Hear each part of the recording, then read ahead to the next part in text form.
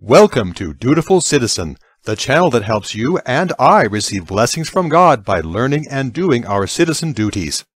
In our 2021 Christmas episode, to which I provide a link in the description below this video, my cousin, David Choles, read to you the real wording of the First Amendment to the U.S. Constitution. Congress shall make no law respecting an establishment of religion, or prohibiting the free exercise thereof, or abridging the freedom of speech, or of the press, or the right of the people peaceably to assemble, and to petition the government for a redress of grievances. U.S. Constitution, First Amendment. In that episode, I provide a link to the website of the National Archives and Records Administration, the part of the U.S. government that preserves and displays the original versions of such documents as the Declaration of Independence and the U.S. Constitution at its building in Washington, D.C. I got the wording of the First Amendment from this source, so I am confident that the wording is correct. It is reasonable to assume that the National Archives and Records Administration does know the real wording of the documents that administration preserves. Therefore, you saw in our 2021 Christmas episode, and again above, that the First Amendment includes neither the word separation nor the word church. In that episode, I presented to you the claim that religious freedom and separation of church and state are now two contrasting ideas. If this claim surprises you, I think it surprises you because for a long time the difference between these concepts was nowhere near as great as it is today. April 2022. However, since the court feels that it can make the Constitution mean whatever it wishes, the court has been changing the meaning of separation of church and state frequently since it started using that term in the late 1940s. These frequent changes have made the separation of church and state more and more hostile towards faith. This is Lester Lequort, whom I introduced to you in the 2021 Christmas episode. In that episode, you learned that Brother Lequort looks different than the other stickmen whom you have seen on the Dutiful Citizen channel because the other stickmen whom you have seen represent real persons. Brother Lequort is an imaginary character. Lester, I need someone to oppose my point of view for this discussion, but my real and available friends and relatives do not want to say things that they do not believe. Will you please oppose my point of view? I cleverly asked Brother Lequort if he would help me before providing him with a real voice. Being unable to speak, he cannot say no. With that settled, thank you, Lester. A disclaimer. A dutiful citizen ideally would have some humility. Neither you nor I should presume that we understand what another person is thinking. Neither you nor I should presume that we understand why another person says what he says or does what he does. In real life, it requires work to understand another person's thoughts and feelings, especially when he disagrees with us. Being imaginary, Brother Lequort does not have feelings or thoughts of his own. Brother Lequort says what I tell him to say. So hereinafter he says my best guess about why some people oppose my view about the proper way to interpret the U.S. Constitution. If you disagree with my point of view about constitutional interpretation, please explain why in the comments below. I am interested in learning more than I currently know about why some people disagree with me. However, to oppose me in the following discussion, Brother Lequort will need a voice. This is Terry Ferris, my real neighbor.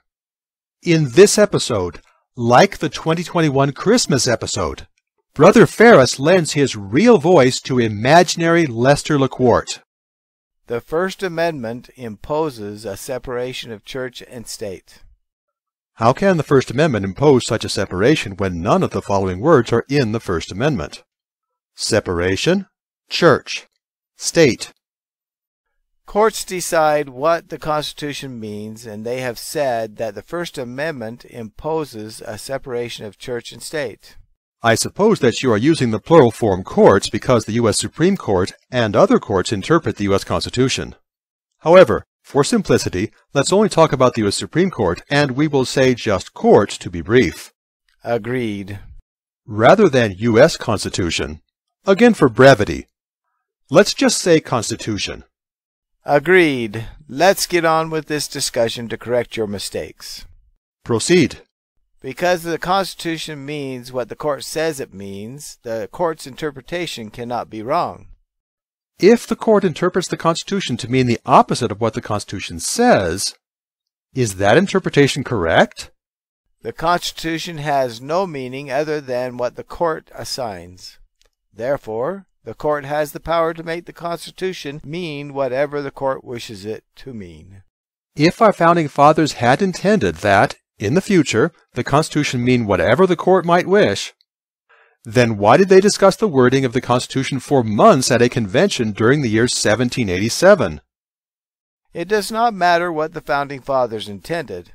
We outgrew their vision generations ago. In your view, what was the purpose for having a convention in each state that voted to ratify the Constitution or not ratify it? Now that the United States government is in operation, it does not matter who got it going or when or how or why. In our day, the U.S. government exists, and we are subject to its authority.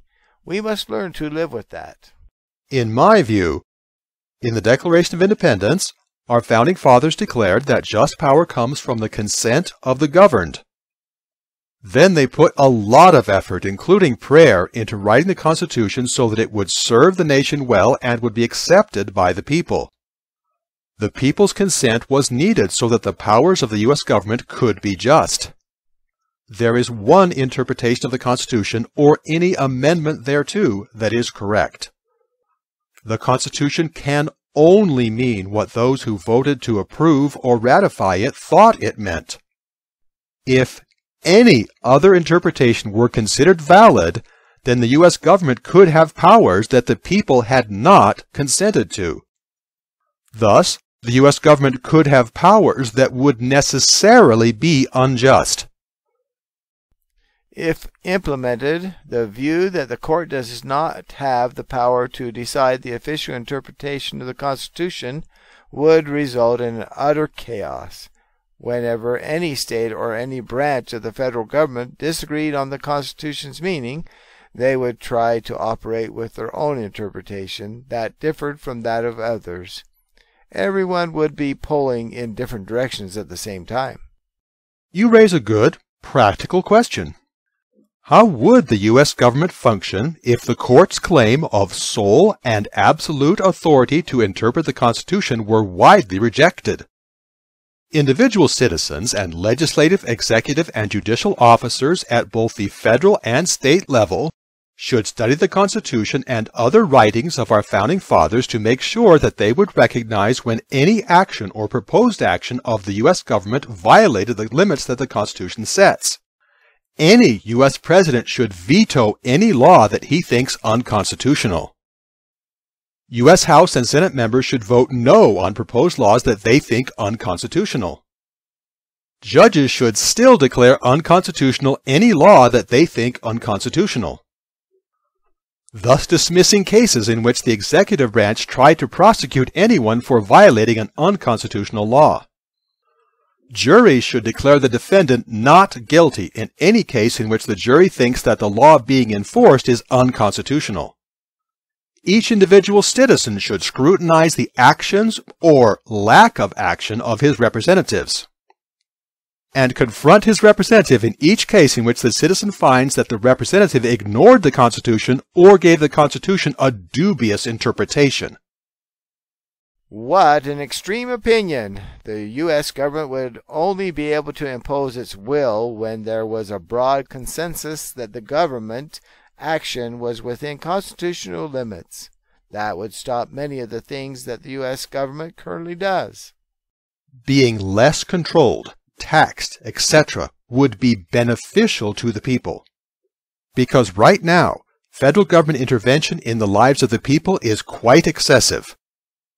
For example, the people of the United States should be free to participate as citizens, including expressing and acting on their religious beliefs while participating in public affairs.